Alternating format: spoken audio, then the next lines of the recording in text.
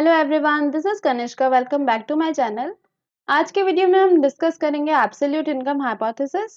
तो हमने अपने लास्ट वीडियो में कंजप्शन फंक्शन किया था, जिसमें हमने short run long run consumption function में डिफरेंस समझा था। Short run consumption function Keynes ने दिया है एंड लॉन्ग रन कुजनेट्स ने दिया है, तो उसको हमने डिटेल में दिया था। अब हम टाइप्स करेंगे कंजप्शन फंक्शन के। तो फर्स्ट टाइप आज हम पढ़ते हैं absolute income hypothesis. Absolute income hypothesis Keynes ने दिया था अपनी बुक, जो 1936 में आई थी। तो ये कीन्स का कंसेप्ट है, 1936 में आया था। तो हमने कीन्स का पहले ही 2 वीडियो में अच्छे से डिटेल में कर लिया। आज और हम डिटेल में कर लेंगे कि एब्सोल्यूट इनकम हाइपोथेसिस होता क्या है। तो कंजप्शन जो है वो ये कीन्स बोलते हैं, कंजप्शन क्या है, एब्सोल्यूट लेवल ऑफ इनकम पे डिपेंड करता है।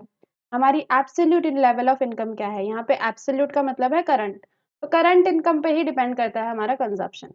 तो जो भी कंजप्शन होगा वो एब्सोल्यूट लेवल ऑफ इनकम या फिर करंट लेवल ऑफ इनकम पे डिपेंड करेगा। हमारी current consumption current level of income पे ही डिपेंड कर रही है। मतलब फॉर एग्जाम्पल हम इस साल का कंजप्शन देखें तो इस साल का कंजप्शन इसी साल की इनकम पे डिपेंड है। इस महीने का कंजप्शन इसी महीने की इनकम पे डिपेंड है।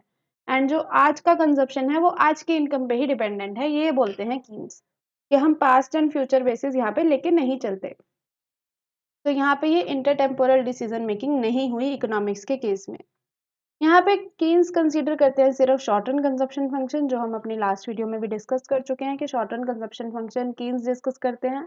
और कीन्स बोलते हैं लॉन्ग रन में सब लोग मर जाते हैं, तो लॉन्ग रन कंसीडर करने का कोई मतलब ही नहीं है। तो कीन्स ने अपनी जितनी भी थ्योरीज दी हैं, जितने भी पॉइंट्स निकाले हैं, जो भी इनकी बुक आई थी 1936 में इनकी बुक आई थी, जो भी इन्होंने उसमें पॉइंट्स लिखे थे वो शॉर्ट रन के पर्सपेक्टिव से ही लिखे थे। कीन्स लॉन्ग रन को कंसीडर नहीं करते, उसके फेवर में नहीं है। तो यहाँ पे कीन्स बोलते हैं कि कंजप्शन फंक्शन जो है वो हमारी फंडामेंटल साइकोलॉजिकल लॉ पे बेस करता है।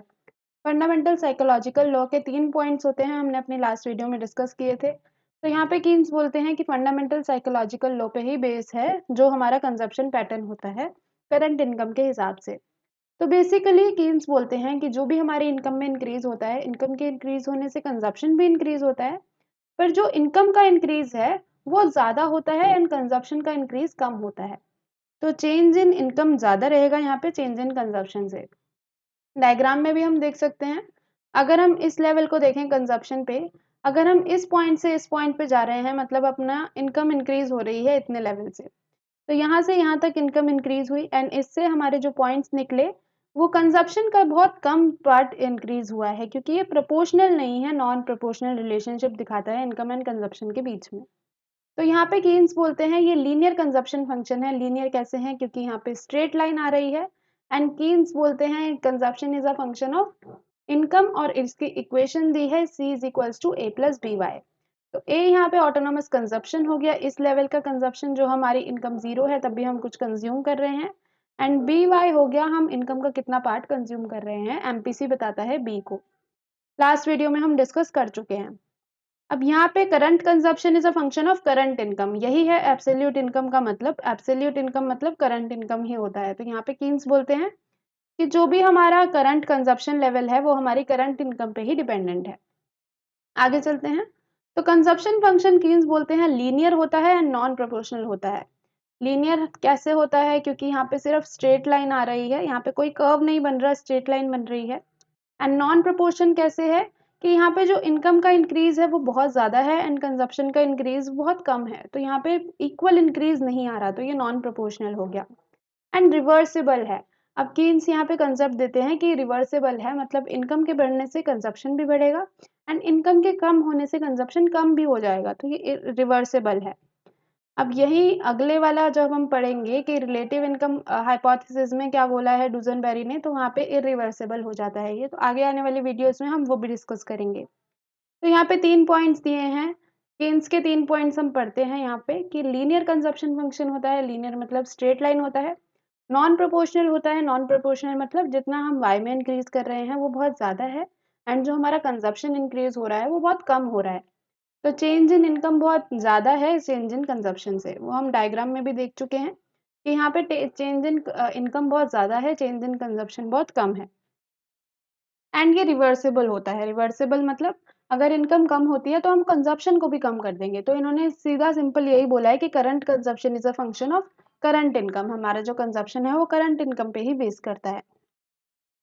तो यहाँ पे इन्होंने ये वाली इक्वेशन दी है, C is equals to A plus B Y. A यहाँ पे ऑटोनोमस कंजप्शन है जो हमने अपने डायग्राम में अभी देखा है, एंड बी वाई क्या है, बी हमारा यहाँ पे एमपीसी है। तो एमपीसी बता रहा है इनकम का कितना पार्ट हम कंज्यूम कर रहे हैं।